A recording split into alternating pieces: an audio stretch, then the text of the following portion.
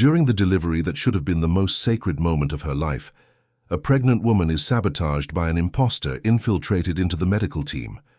While she fights for her own survival, her husband watches everything in silence, an accomplice invested in her downfall. But when the victim's father discovers the truth, a war begins that none of them expected to face. If you like stories like this, watch until the end, subscribe to this channel, and leave a comment telling us where you're listening from. The morning sun streamed through the large windows of room 312 at St. Clair's Maternity Center, one of the most luxurious hospitals in New York City, located on the Upper East Side. Madison Albright shifted in the hospital bed as she felt another contraction. Her long brown hair was tied in a loose bun, and her face, though tired, retained the serene beauty that had always defined her. At 32, she was about to experience the moment she had so eagerly awaited, the birth of her first child. Beside her, Richard Price, her husband of 5 years, held her hand with a grip that seemed firm but which Madison, in her vulnerable state, couldn't fully decipher. He was a 40-year-old man, elegant, the owner of one of the state's largest real estate development firms, impeccably dressed even in this hospital setting. His dark eyes, which she had once found deep and passionate, now seemed distant, as if he were physically present but his mind was wandering in places Madison didn't know. The pain of a new contraction made her squeeze his hand harder. Richard looked at her, offered words of encouragement that sounded correct, appropriate, but there was something in the way he quickly averted his gaze that bothered her. Madison shook her head, pushing the thoughts away. This was no time for insecurities. She was about to become a mother, and all that mattered was that her baby was born healthy and that she had the strength to get through this moment. The door to the room opened and the medical team entered. Leading the way was Dr. Patricia Miller, the obstetrician who had followed Madison's entire pregnancy. She was a woman in her 50s, with graying hair pulled back in a low ponytail and a reassuring smile that always calmed her patients. Behind her were 2 nurses. Madison recognized Brenda Davis, an experienced professional in her mid-40s, with attentive eyes and a maternal demeanor that inspired confidence. The other nurse was a stranger. Madison watched the second woman with curiosity. She looked young, maybe 30, blonde with lighter highlights, flawless makeup even under the surgical cap, and a posture that didn't quite fit the environment.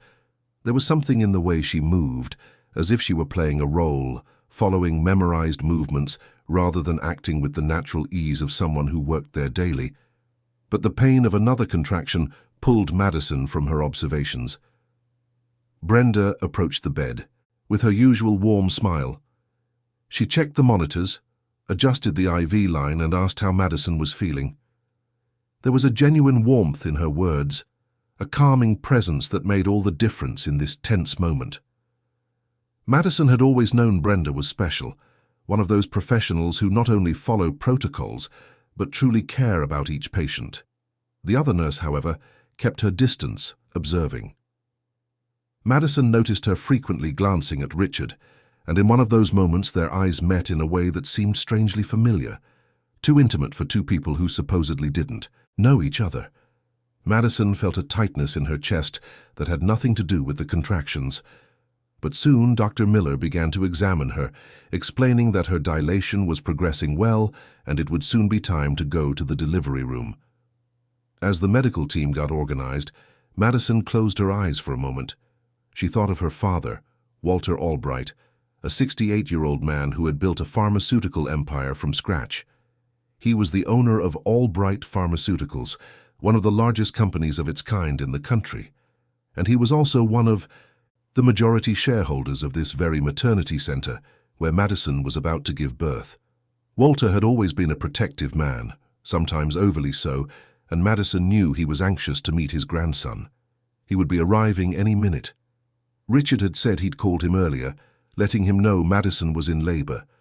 Madison longed for her father's presence. There was something about the strength and security Walter exuded that always calmed her.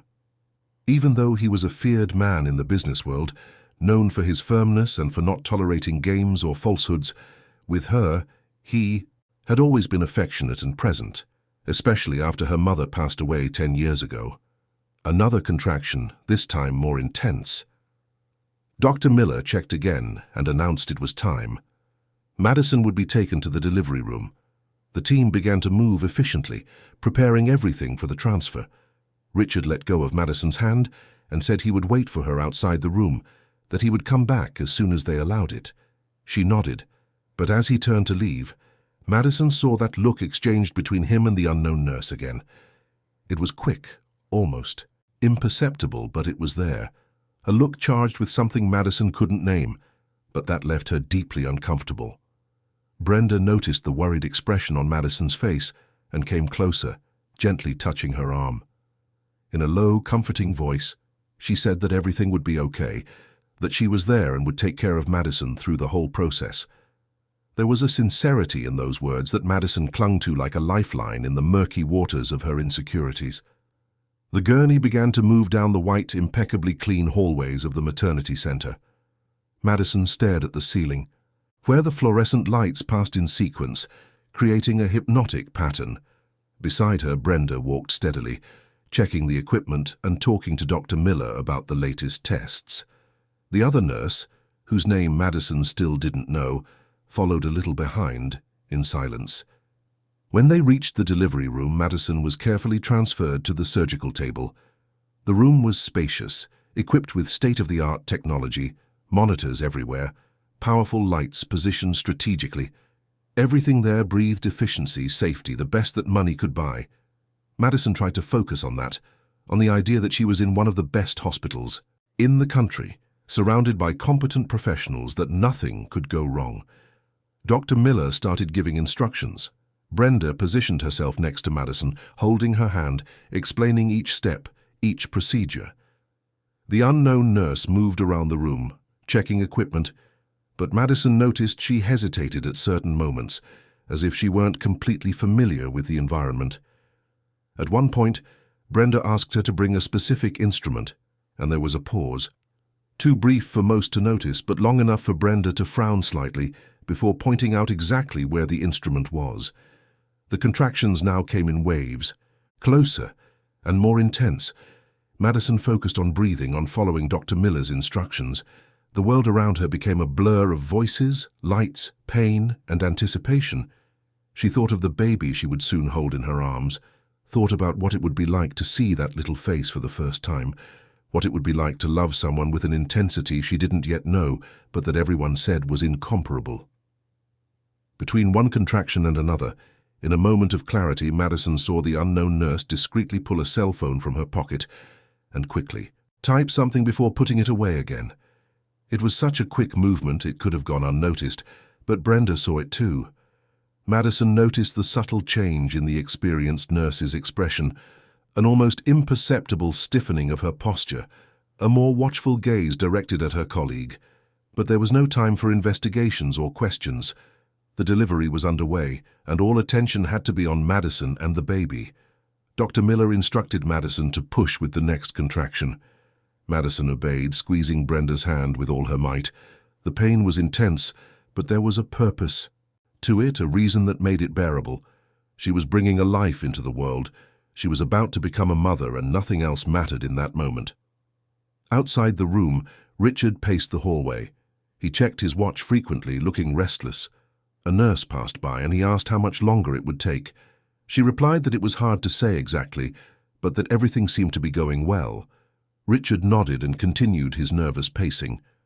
At one point, he stopped near a window overlooking the maternity center's gardens and stared out, his hands in his pockets, an unreadable expression on his face. Inside the delivery room, things were progressing. Dr. Miller could see the baby's head starting to crown and encouraged Madison to keep going. Brenda wiped the sweat from Madison's forehead with a cool cloth, whispering words of encouragement. The unknown nurse moved near the equipment, always with her back turned when Brenda looked in her direction, always too busy to make direct eye contact.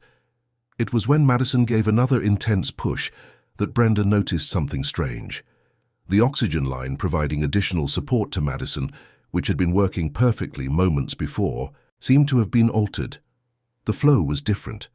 Brenda frowned and moved closer to check, but at that exact moment, Dr. Miller called for her urgent assistance, as the baby was almost out and they needed to be ready to receive him. Madison felt a slight dizziness, but attributed it to the immense effort she was making. She focused on breathing, on following instructions, on pushing when told. The room seemed to be spinning slightly, but she fought against the sensation. She couldn't give up now, not when she was so close. Her baby needed her to be strong. Present, fighting. Dr. Miller announced she could see the head completely now, that 1 or 2 more pushes and the baby would be born. Madison gathered all her strength, all the energy she had left, and pushed with all the determination in her being. She felt immense relief when Dr. Miller announced that the baby had been born, that he was a beautiful boy, and that everything was fine. But Madison didn't hear an immediate cry. There was a brief silence that seemed to last an eternity. Then finally, the strong, healthy cry of a newborn filled the room. Madison tried to lift her head to see her son, but the dizziness was stronger now. Brenda immediately realized something wasn't right. The monitor next to Madison began to emit a different sound, indicating a change in her vital signs. The unknown nurse, who was near the oxygen equipment, took a step back, as if wanting to distance herself from that area. Brenda rushed over and saw it. The line had been disconnected. Not completely, but enough to drastically reduce the flow of oxygen Madison was receiving. Her eyes widened in horror, and she immediately reconnected everything at the same time, shouting to Dr. Miller that there was a problem. Madison felt herself fading. She heard distant voices, saw lights that seemed to be getting farther away. Her last sight, before everything went dark, was the white ceiling of the delivery room, and her last thought was about her son, about whether he was okay, whether he was safe. Then everything became darkness. Chaos erupted in the room. Brenda worked frantically to stabilize Madison, while Dr. Miller, now with the baby in an assistant's arms, turned all her attention to the mother. The monitors beeped insistently. Madison had gone into distress. Her blood pressure had plummeted. Her heart rate was irregular. It was a major medical emergency. Brenda looked around for the unknown nurse, but she had discreetly slipped out of the room in the middle of the confusion. The experienced nurse had no concrete proof yet, but her years in the profession told her this had not been an accident. Someone had deliberately sabotaged Madison's oxygen, and she had a strong suspicion who it was. But now, the priority was saving Madison Albright's life. Dr. Miller yelled for more equipment, for emergency medications. A support team rushed into the room. Madison was intubated, received drugs directly into her vein, her limp body being handled by experienced hands fighting against time. Outside, Richard was informed that there had been a complication, that Madison was being stabilized, that the baby was born and was fine, but the mother needed urgent care. He showed shock, concern, said all the right things, but something in his eyes, something that none of the professionals around him noticed in that moment of emergency, was different.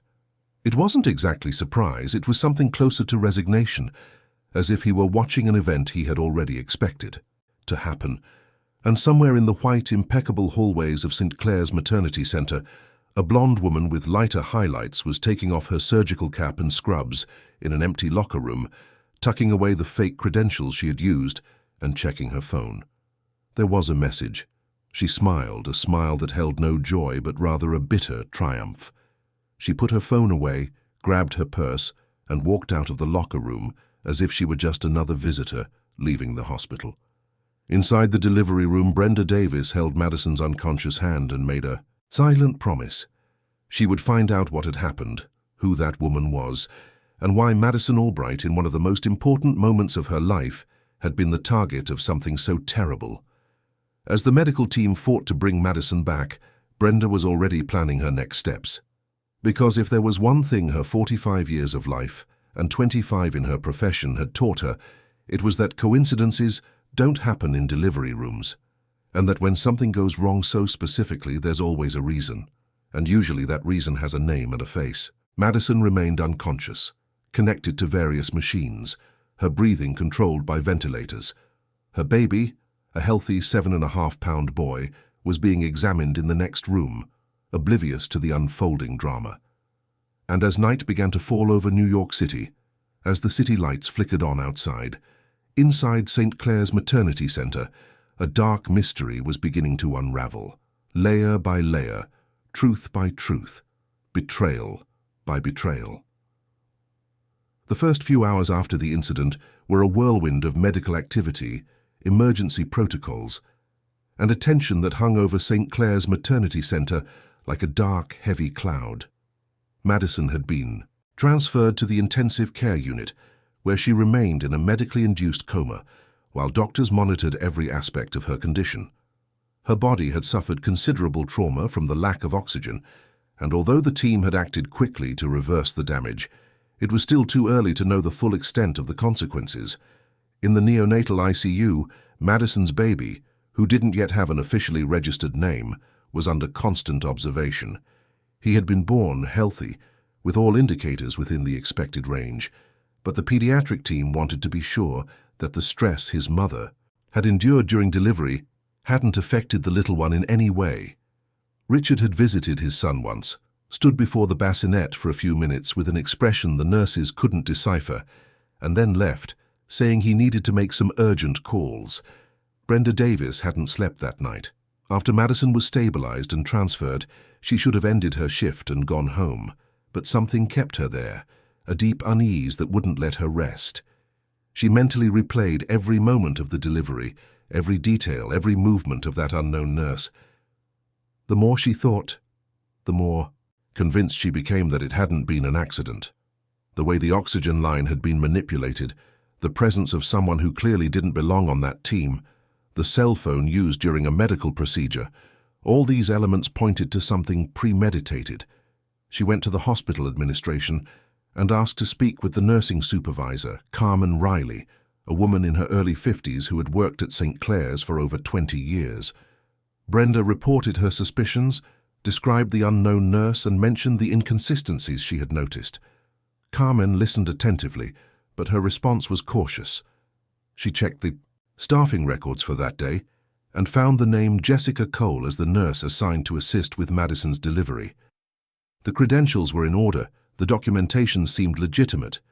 Brenda insisted that something was wrong, that the woman didn't behave like an experienced professional, that she had seen the oxygen line being manipulated. Carmen promised to investigate, but asked Brenda to be careful with serious accusations without concrete proof. Mishaps happened in hospitals, medical complications were always possible, and accusing someone of intentional sabotage was a very serious matter that could destroy careers and reputations. Brenda left the meeting frustrated, but more determined than ever to uncover the truth. Meanwhile, Richard Price was in the private office the hospital had provided for him, making a series of calls. His voice was low, controlled, but there was an underlying urgency in every word. He spoke about controlling information, about ensuring nothing leaked to the press, about the importance of keeping everything discreet. In one of the calls, he mentioned that he had invested a lot in this hospital and expected the administration to handle delicate situations with the utmost discretion. The office door opened, and Dr. Frank Garrison, the clinical director of St. Clair's, walked in. He was a man in his 60s with grey hair, gold-rimmed glasses, and an air of authority that came from both his position and his many years of experience. He closed the door behind him and stood for a moment, studying Richard with a gaze that tried to read beyond appearances. Richard stood up, extending his hand. Dr. Garrison shook it with professional firmness and got straight to the point. He wanted to know exactly what had happened in the delivery room, what Richard's plans were regarding the situation, and how the hospital should proceed. Richard put on an expression of deep concern, said he was devastated by what had happened to Madison, that he only wanted the best for his wife and son, and that he had complete faith in the medical team at St. Clair's. But then his tone subtly shifted. He mentioned that he knew hospitals, even the best ones, were subject to lawsuits when complications occurred. He said it wasn't his desire to create problems for the institution, that in fact, he would like to work together to resolve everything as amicably as possible. But for that to happen, it would be necessary for everyone involved to be discreet, for there to be no unnecessary alarms, and for his family's privacy to be respected above all else. Dr. Garrison listened attentively, and although his expression remained neutral, something inside him stirred. He had worked with people for decades, he knew how to read between the lines, and there was something in Richard's words that sounded less like genuine concern and more like an attempt at control. But he also knew that Richard was not just anyone. He was a powerful, well-connected businessman, and the hospital couldn't afford to create unnecessary enemies. While the two men talked in that office, Brenda was in the hospital's security room speaking with Mark Taylor, the head of the security team. Mark was a 40-year-old man, a former police officer who had moved into private security and took his job very seriously.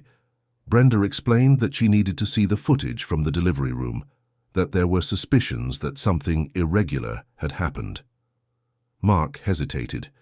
Delivery room footage was extremely sensitive, protected by medical privacy laws. He couldn't just show it to anyone, even a nurse on staff. Brenda insisted, saying it was about a possible medical emergency caused by negligence or worse, that a patient's life had been put at risk. Mark promised he would take the matter to his superiors and that, if authorized, he would review the footage. Brenda left the security room knowing that process could take hours or even days. She decided to take another route. She went to the nurse's locker room and began to discreetly search for any sign of this Jessica Cole. She checked the lockers, always carefully so as not to violate her colleagues' privacy, but looking for something, anything, that could confirm her suspicions. It was in one of the lockers at the back, one that was rarely used, that she found something interesting. There was a crumpled surgical cap at the bottom, and next to it, a temporary ID badge with the name Jessica Cole. But the photo on the badge was blurry, as if it had been deliberately damaged. Brenda carefully took the badge and kept it. It was a small piece of evidence, perhaps insignificant, but it was something. Meanwhile, elsewhere in New York City, Jessica was in a modern apartment in Chelsea. It was an apartment not in her name, but one she used as a hideout. She looked out the window at the city below, a glass of wine in her hand, an expression of satisfaction mixed with anxiety on her face. Her phone rang. It was Richard. She answered. The conversation was brief, in a code that any outsider wouldn't fully understand. Richard asked if everything was okay, if she was safe. Jessica said yes, that she had left without any problems, that no one would suspect a thing. Richard said it was important for her to stay out of sight for a few days, not to try, to contact him unless it was an emergency. Jessica agreed, but there was a hint of irritation in her voice. She didn't like being sidelined, having to hide as if she were guilty. After hanging up, Jessica looked at the ring on her hand, an engagement ring with a sizable diamond that Richard had given her months ago in secret, with promises that they would soon be together officially. She twisted the ring on her finger, thinking of Madison lying in a hospital bed, thinking of how everything was unfolding exactly as planned. Or almost. The only thing not in. The plan was for Madison to survive. But surviving in a coma was almost as convenient as the alternative, maybe even more so, because it meant Madison couldn't tell her side of the story, couldn't fight, couldn't interfere. Back at the hospital, the news of Madison's situation had reached the person who mattered most, her father, Walter Albright. He was upstate when he received Richard's call informing him that there had been complications with the delivery, that Madison was stable but unconscious and that the baby was fine. Walter wasted no time. He cancelled all his meetings, called his driver and his personal assistant, and left for New York City immediately. During the entire drive back, Walter was silent, but his mind was racing. He knew his daughter, knew she was healthy, that her pregnancy had been smooth. Complications in a hospital like St. Clair's, with all its technology and expertise, were rare. And there was something in Richard's voice during that call that hadn't completely convinced him. Walter had always had his reservations about his son-in-law. He found Richard too polished, too calculated, and Walter didn't trust overly controlled people. In his experience, those who controlled what they showed too much were usually hiding who they really were. When Walter arrived at St. Clair's maternity center, it was already past 9 at night. He walked in with the authority of someone who wasn't just visiting, but who owned a piece of the place. He went directly to the reception desk and demanded to see his daughter immediately. The receptionist, recognizing one of the majority shareholders, promptly called Dr. Garrison, who came down to greet him personally. Dr. Garrison explained the medical situation with all the technical details. Madison had suffered a sudden drop in her oxygen levels during delivery, which caused her to go into distress. She had been stabilized, but remained in a medically induced coma, while doctors assessed for possible neurological damage. The prognosis was cautiously optimistic, but it was still too early for certainties. Walter listened to everything attentively, asking precise questions, demanding complete answers. His demeanor was that of a man accustomed to getting information and not accepting half-truths. When he asked where Richard was, Dr. Garrison said that Madison's husband had been there earlier, but had left to take care of some matters. Walter frowned. What matters could be more important than being by his wife's side at a time like this? But he said nothing, only asked to see Madison. In the ICU, Walter stood before the bed where his daughter lay. She looked so small, so fragile, connected to tubes and monitors, her skin pale, her hair spread across the pillow.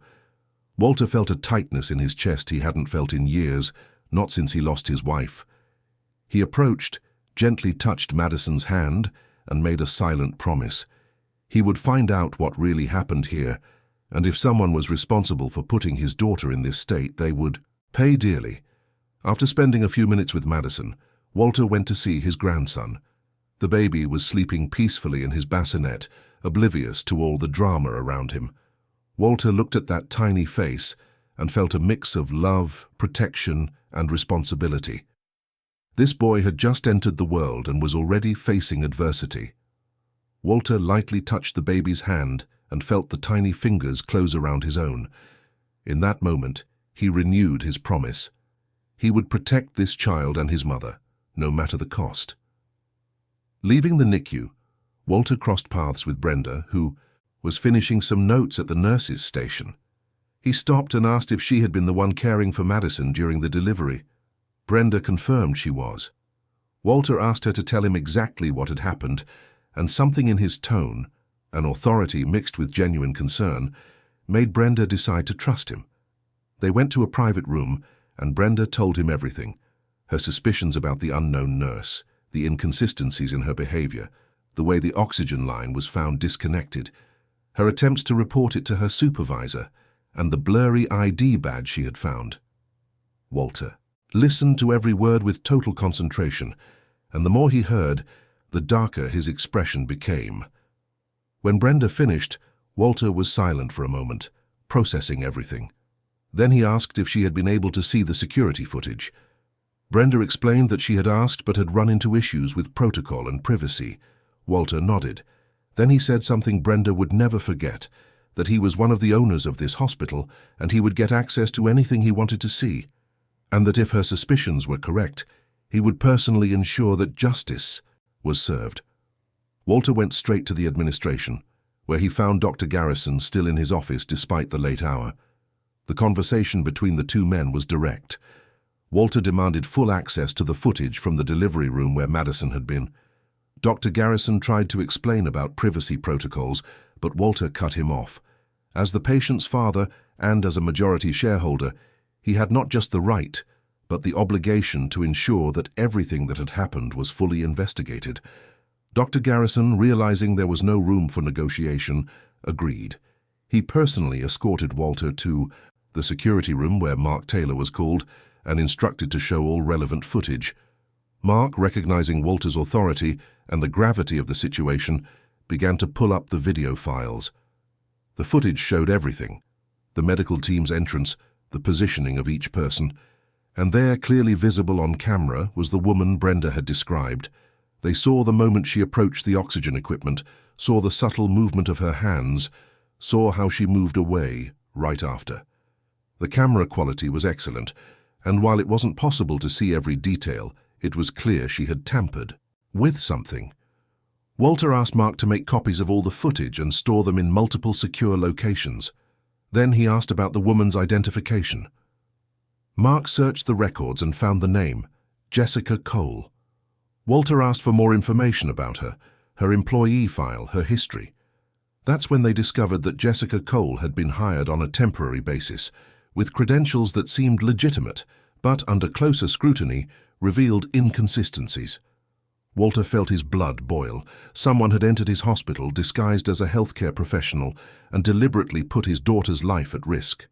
And not only that, but they had managed to do it with fake credentials, which meant there had been planning, premeditation. It wasn't an impulsive act, it was calculated. But why? Who would benefit from harming Madison?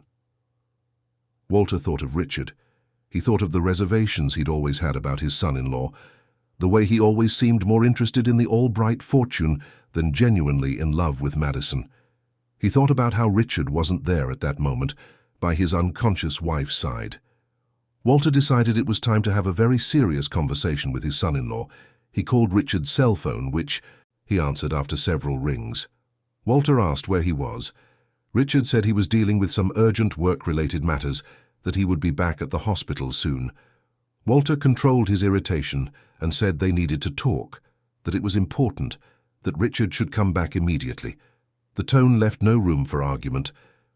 While he waited for Richard to arrive, Walter returned to Madison's room. He sat there, by the bed, holding his daughter's hand, watching the monitors, listening to the constant beep that marked each heartbeat. He thought of all the times Madison had run to, him as a child, how she had always been brave, determined, how she had built her own identity despite being the daughter of such a powerful man. He thought of how she deserved to be happy, how she deserved a real marriage based on love and respect. And he thought of how perhaps he had failed to protect her by not more firmly questioning her choice to marry Richard. But this was no time for regrets. It was time for action. Walter Albright hadn't gotten where he was by accepting injustice or allowing people to harm those he loved. And now, with evidence starting to surface, with suspicions turning into certainties, he would mobilize every resource at his disposal to uncover the full truth about what had happened in the delivery room of St. Clair's Maternity Center. Outside the hospital, Richard parked his car and sat for a moment, his hands on the steering wheel, looking at the illuminated building before him. He knew he was walking into a complicated situation. Walter was not a man to be easily fooled, and if he suspected something, he would be relentless. Richard took a deep breath, adjusted his tie, and got out of the car. It was time to face what was coming, and he would need to be very careful with every word he said. The conversation between Walter and Richard took place in the same private room where, hours earlier, Brenda had shared her suspicions. Richard walked in with seemingly confident steps, but Walter, who understood body language better than most, noticed the almost imperceptible tension in his son-in-law's shoulders, the way he avoided direct eye contact for split seconds before forcing a steady gaze. Walter didn't waste time with pleasantries. He asked directly why Richard wasn't by Madison's side. Why? He had left the hospital when his wife was fighting for her life. Richard began an explanation about professional responsibilities, about needing to keep things running to ensure financial stability for the family. Walter cut him off. He questioned what kind of professional responsibility could be more important than being present at the most critical moment of his wife's life. Richard switched tactics. He said he was handling the situation his own way, that he was trying to protect Madison from public exposure, that he was ensuring nothing leaked to the press and damaged the family's reputation. Walter narrowed his eyes. He asked exactly what kind of information Richard was so worried about keeping secret. At that moment, the tension in the room became almost palpable. Richard hesitated, chose his words carefully, and said he just wanted to avoid speculation about what had caused the complications in the delivery.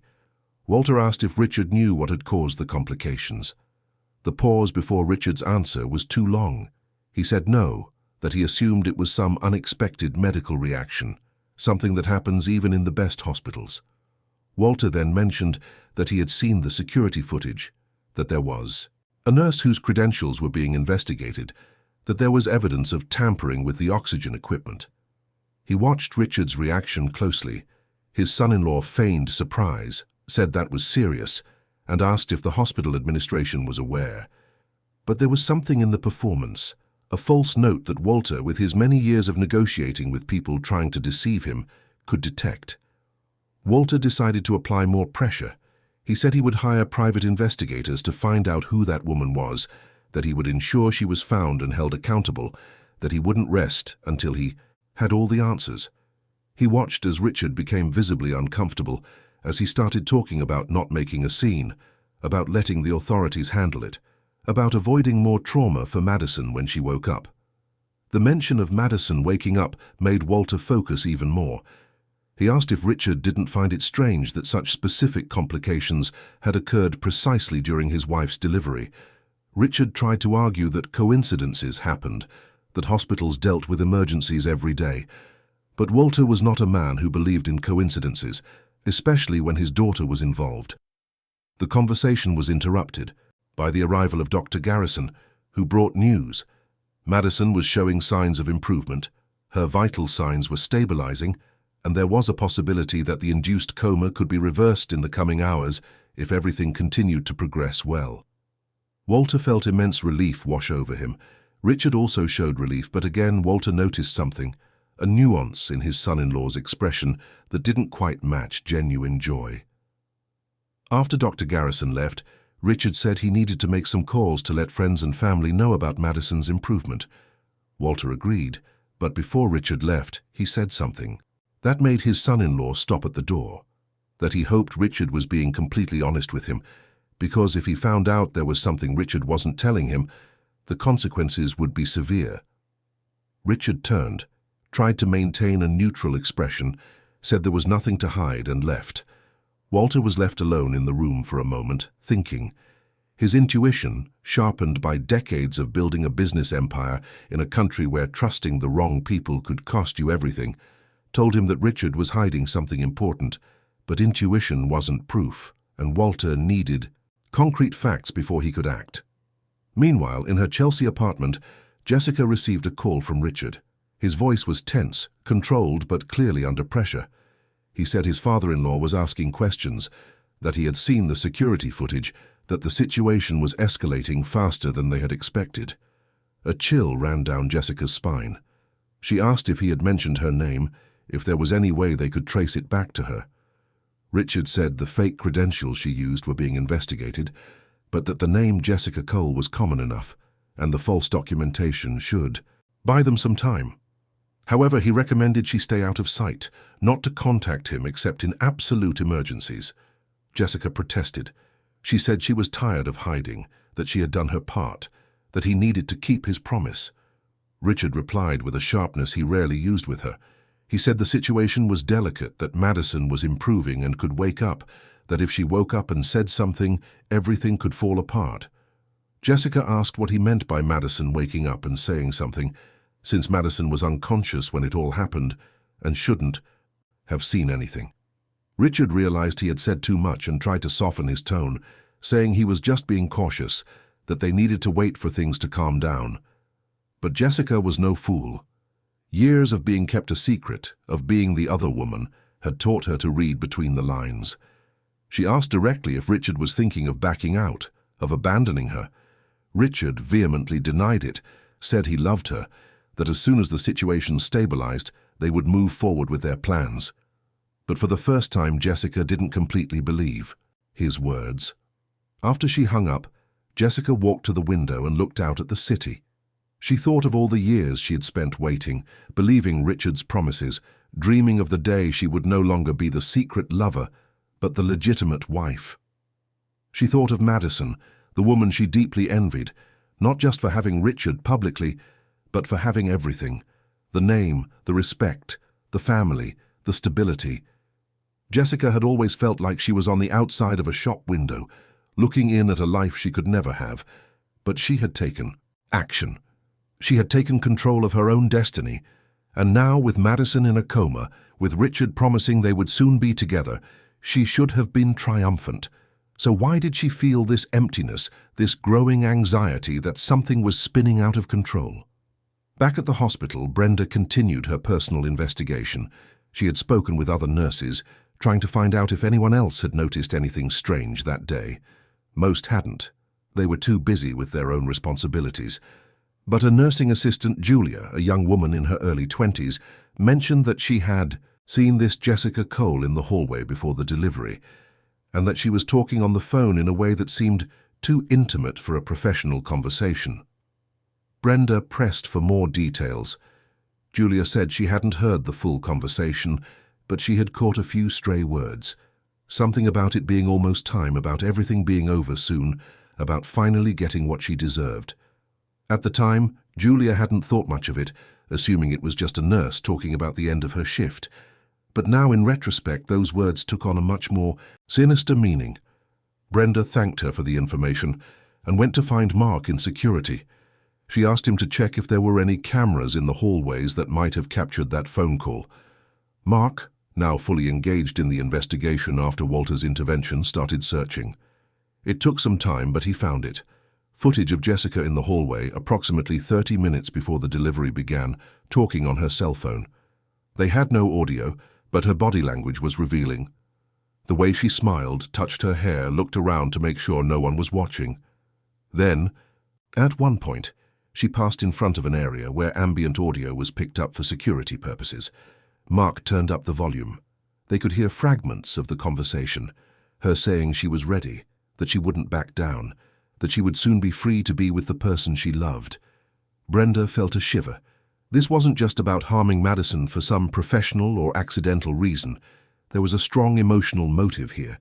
It was personal, very personal. She asked Mark to make copies of that audio as well and to keep everything secure. Then she went to share her findings with Walter. When Brenda found Walter, he was again by Madison's side in the ICU. She hesitated to interrupt him in that intimate moment, but he noticed her presence and motioned for her to approach. Brenda told him about the phone call, about the audio fragments they had managed to capture.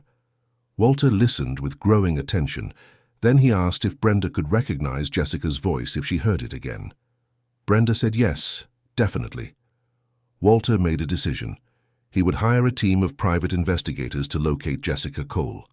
With the power and resources at his disposal, he knew it wouldn't take long. And when they found her, he would have answers.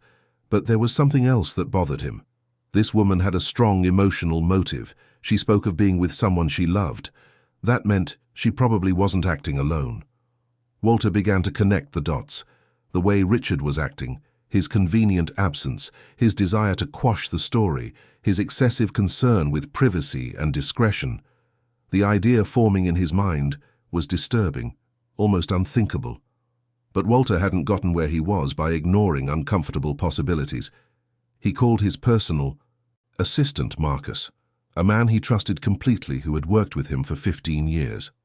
He asked Marcus to discreetly hire the best private investigators in New York, that the priority was to find Jessica Cole and discover everything about her, where she lived, who she was involved with, her complete history, and to do it with the utmost urgency and discretion. Marcus left to carry out the task immediately. Walter turned his attention back to Madison. The doctors had said she might wake up soon. He prayed it was true, not just because he wanted his daughter back, conscious and safe, but also because he needed to know if Madison had any information that could help clarify what really happened in that delivery room. Hours passed. Night gave way to dawn, and with the daylight streaming through the hospital windows, the first real signs of improvement in Madison began to appear. Her vital signs were increasingly stable, her response to stimuli improving.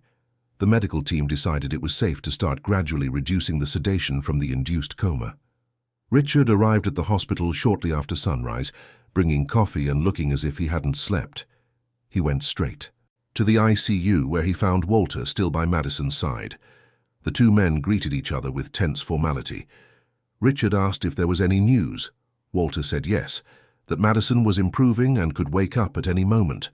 Richard's reaction was complex. There was relief, certainly, but also something more, something Walter couldn't quite define, but that made him even more suspicious. They stood there, the two of them, in an uncomfortable silence, watching Madison. The tension between them was palpable, and anyone entering the room could feel that something was unsaid, something heavy hanging in the air. It was Brenda who came in and brought the news that Madison was starting to show signs of consciousness. Her eyes were moving beneath her eyelids, her hands responding to stimuli. Dr. Miller was called and confirmed that the waking process had begun. It could take minutes or hours, but Madison was coming back. Walter felt tears of relief welling in his eyes, but he controlled himself. He approached the bed, took Madison's hand, and began to speak softly to her, telling her he was there, that she was safe, that her baby was fine, that it was time to come back. Richard also approached from the other side of the bed and took Madison's other hand, repeating words of encouragement. Nearly an hour passed before finally, slowly, Madison's eyelids began to open. At first it was just a slight flutter, then more defined until her eyes, still unfocused and confused, were open. She looked around, trying to understand where she was, what was happening. Her throat was dry from the intubation, and she couldn't speak immediately. Walter squeezed her hand gently and said that everything was okay, that she was in the hospital, that she had been through a difficult situation but was recovering. Madison looked at her father, and gradually her gaze gained more clarity. Then she looked at Richard, and something passed through her eyes, something too quick for Walter to fully grasp, but that seemed to be a mix of confusion and something else. Dr. Miller asked everyone to step back a bit, to give Madison space to breathe and reorient herself. She performed some basic tests of consciousness and cognitive function. Madison responded appropriately, though she was still weak and confused. The doctor explained what had happened, that there had been complications during the delivery, but that she was recovering well and her baby was healthy. Madison tried to speak, her voice coming out as a hoarse whisper. She asked about the baby.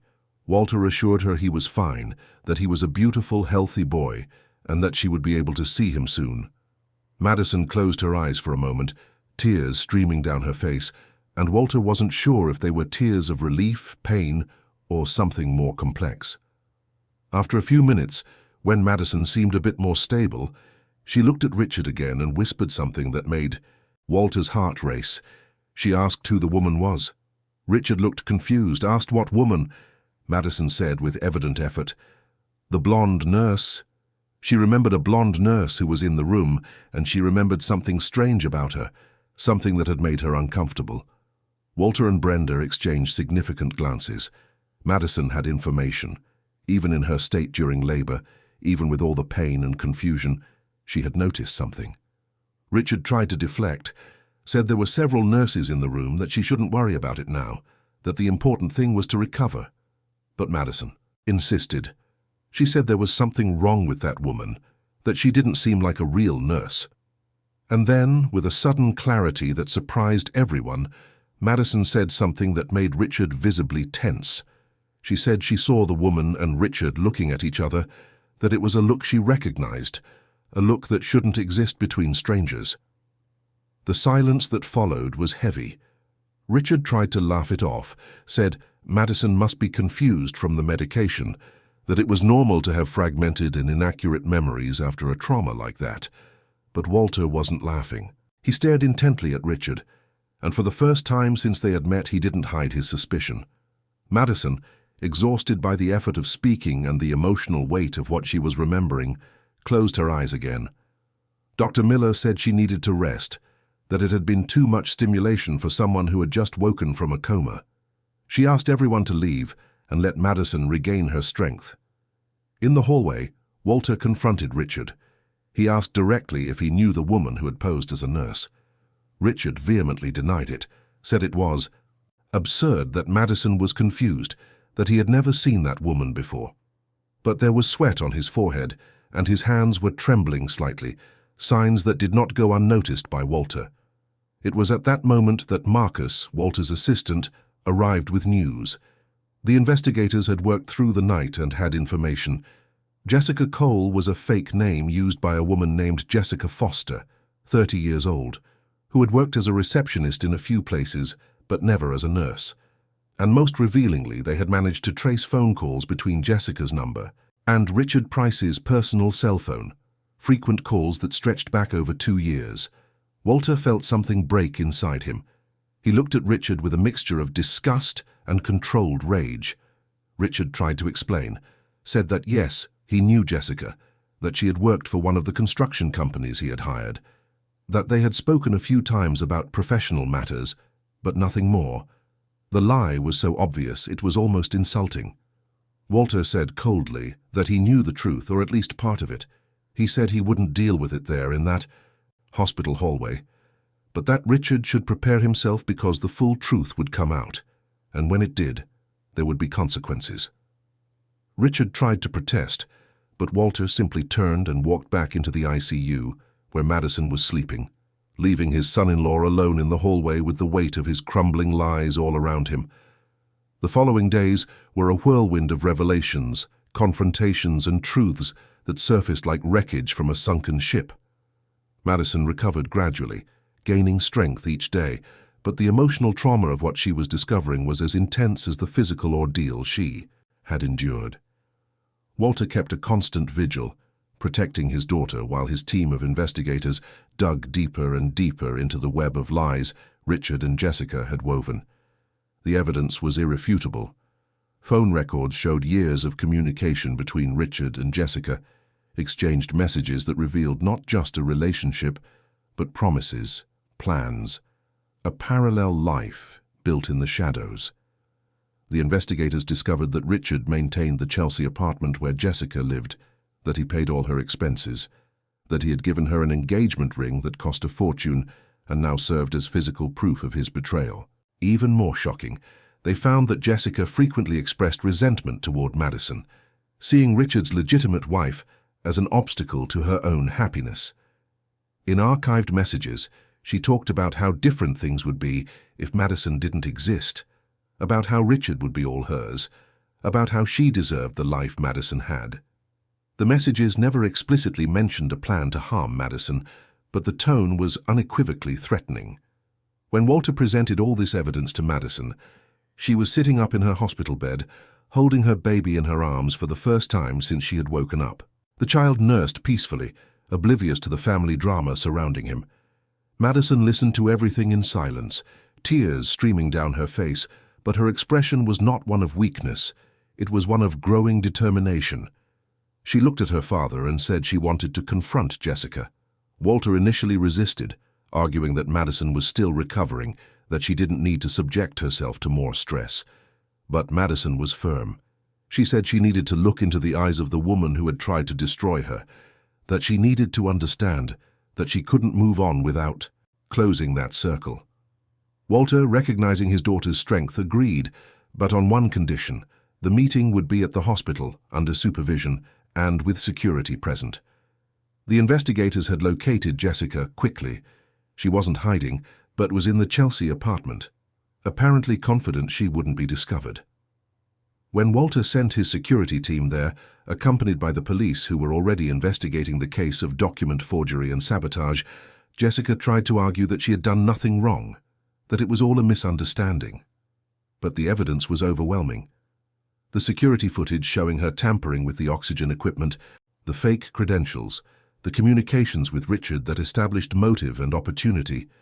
Jessica was brought to the hospital, not under formal arrest yet, but in custody for questioning. That's when Madison asked to see her. The meeting took place in a private room in the hospital's administration wing. Madison was seated, still frail but with an upright posture that showed her resolve. Walter was by her side, and Brenda, who had become an ally and friend on this journey, was also present. On the other side of the table, Jessica was escorted in by security guards. For the first time, the two women saw each other face to face consciously. Madison studied Jessica intently. She saw the carefully maintained beauty, the expensive clothes Richard had likely paid for, the engagement ring that sparkled on her finger. She also saw the poorly disguised fear in her eyes, the arrogance that was beginning to crack under the pressure of a collapsing reality. Madison spoke first, her voice still a little weak but firm. She asked why. Why had Jessica done it? Why had she tried to harm her? Why couldn't she just live her own life without needing to destroy someone else's? Jessica was initially silent, but then something in her broke. Perhaps it was the knowledge that she was caught, that there was nowhere left to run, that all the lies had been exposed. She began to speak, and the words came out in a mix of anger, envy, and something that almost resembled pain. She said that Madison had everything, had always had everything: the important name, the respected family, the education, the opportunities. She said that Richard loved her, Jessica, but that society, expectations, the world would never accept him leaving his wealthy, powerful wife for the mistress with no pedigree. She said she had felt invisible her whole life, always on the outside looking in, always good enough in private, but never in public. Madison listened to it all, and when Jessica finished, she waited a moment before replying. Then she said something that completely disarmed the other woman. She said she understood the pain of feeling invisible, that she understood the desire to be seen and valued, but that nothing, absolutely nothing, justified trying to take another person's life. That Jessica had made choices, that she had gotten involved with a married man knowing he was married, that she had built fantasies about a life that would never be hers, without considering she was trying to steal someone else's. Madison continued, saying she didn't hate Jessica, that in fact she felt sorry for her. Sorry because Jessica had wasted years of her life waiting on promises from a man who clearly had no character or courage. Sorry because Jessica had reached the point of committing terrible acts for something that was never worth it, and that now, instead of having the life she dreamed of, she would face serious legal consequences. Jessica's composure crumbled. She began to cry, not delicate tears but deep sobs that shook her body. For the first time she seemed to truly understand the magnitude of what she had done, the fantasies, the justifications, the anger that had sustained her for so long evaporated, leaving only the raw reality. She had tried to harm an innocent woman and would now pay the price. But Madison wasn't finished. She asked about Richard, about his role in all of this. Jessica, now completely broken, revealed what was left of the truth. She said that Richard knew about her plans, that he hadn't explicitly ordered it, but he had made it clear that it would be convenient if Madison were no longer in the way. That he had promised that if they were free of Madison, they could finally be together publicly. That he had manipulated her, fed her fantasies, and then, when things went wrong and Madison survived, he had started to back away and protect himself. The revelation was like a punch to the gut. Madison had always known, intellectually, that Richard was involved, but to hear it confirmed with such detail, to know that the man she had married, with whom she had built a life, with whom she'd had a child, was capable of such betrayal and cruelty, was devastating. Walter, beside her, visibly tensed, his hand gripping the arm of his chair tightly.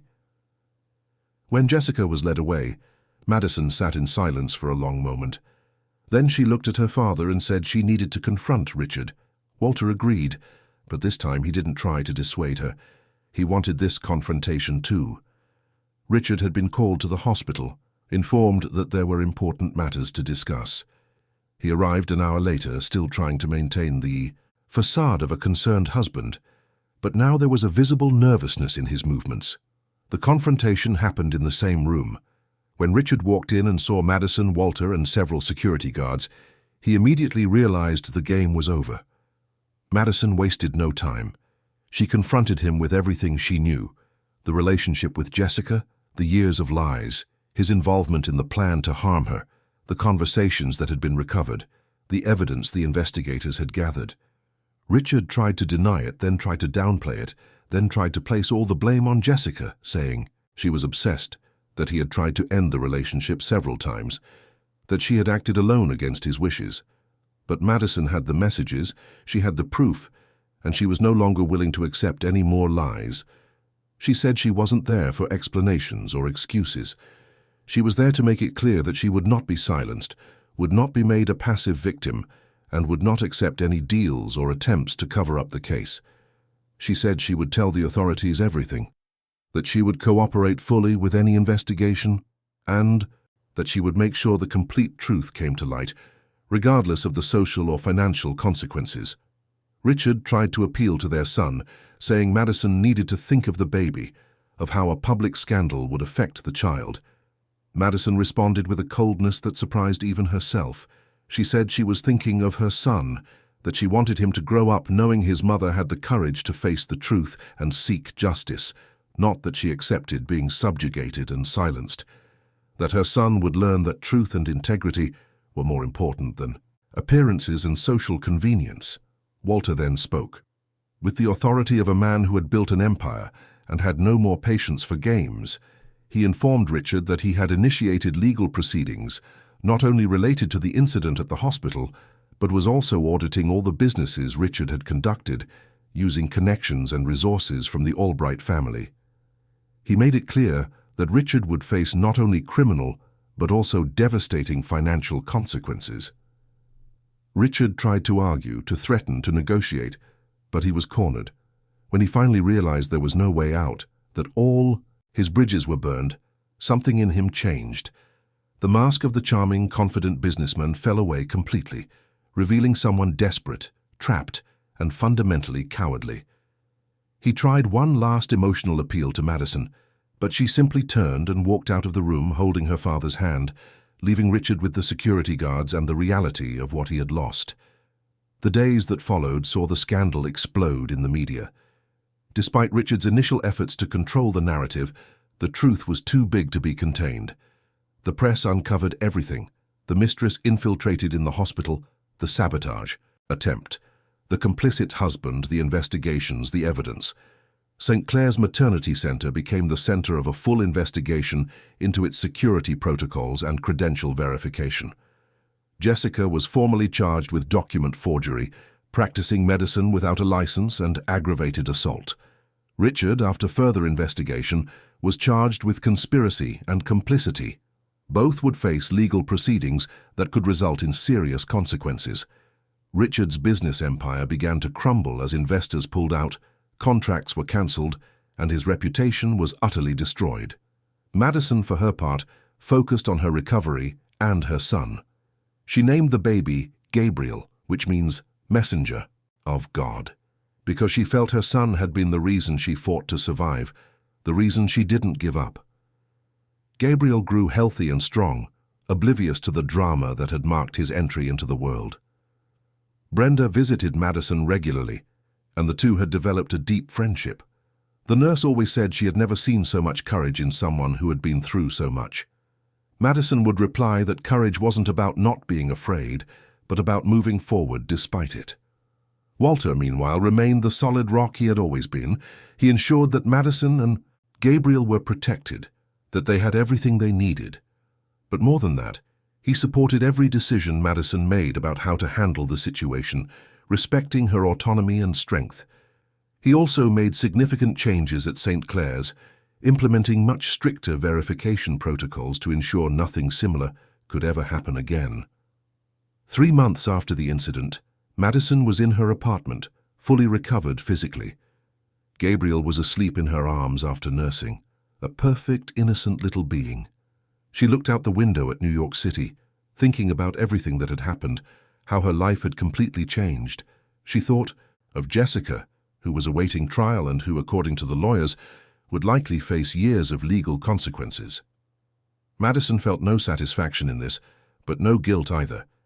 Jessica had made choices, and choices have consequences. Madison hoped that, in the end, Jessica could find some kind of redemption and learn from it. She thought of Richard, whose empire had completely collapsed. He had lost everything: his reputation, his businesses, his family, his respect. The divorce proceedings were underway, and Richard was no longer contesting anything. It was as if he had finally accepted the reality of what he had done and its consequences.